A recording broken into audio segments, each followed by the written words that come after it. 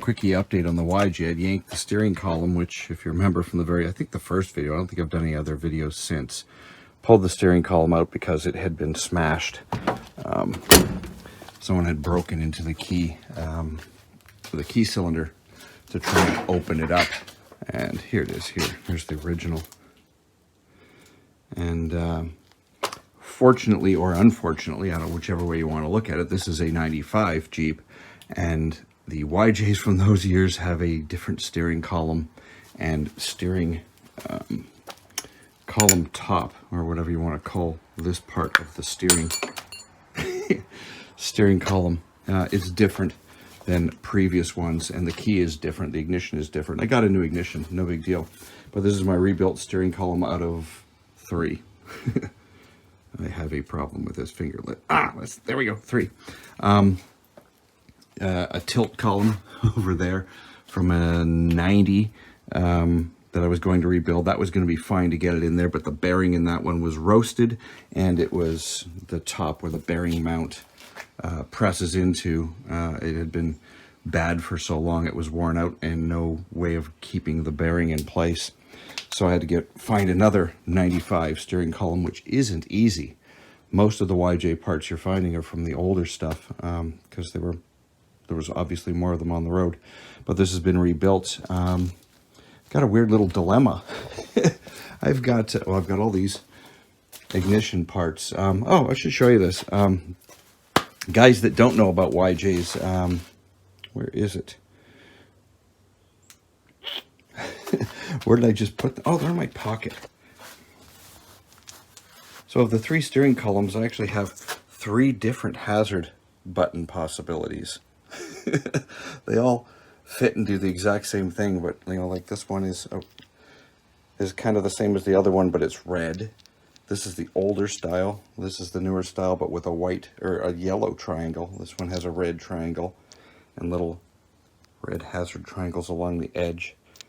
I think I'm going to use this one because this one's cooler. I don't know. Whatever. Leave a comment if you think a different one. Not like it's hard to put one on.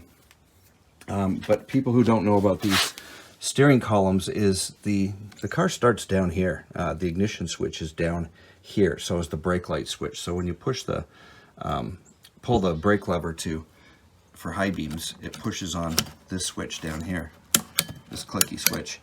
And the ignition switch is on the other side. See, this rod goes from the ignition and moves back and forth. Lock. Thank you. Turn the shaft to lock. Anyway, this has got all good bearings and everything is on it. I grabbed the best of the switches, put them on out of the 3, and I'm going to install this. It's pretty easy to in and out. You just have to take the little dash panel, the gauge panel off above the tack in the speedometer. You take this one off and the lower one, and there's a little side one here too, I believe. Is it 2 pieces? I don't even remember now. A couple of screws, they come out pretty easy. A few bolts in the firewall, 1 bolt on the end that pinches into the steering shaft, and a couple of connectors, and that's about it. There is a difference between these and the, I believe it's the brake light switch is different between the older and the newer ones. It's slightly different. Yeah, there's the older style and the newer style brake light switch. There we go. So you can see it's just the plug is different. There's 4 plugs in here, or 4 pins. This is 3. So yeah, I'm just going to throw that back on, and that's about it for today. It's a crappy day, and plug her back in, and hopefully it all works.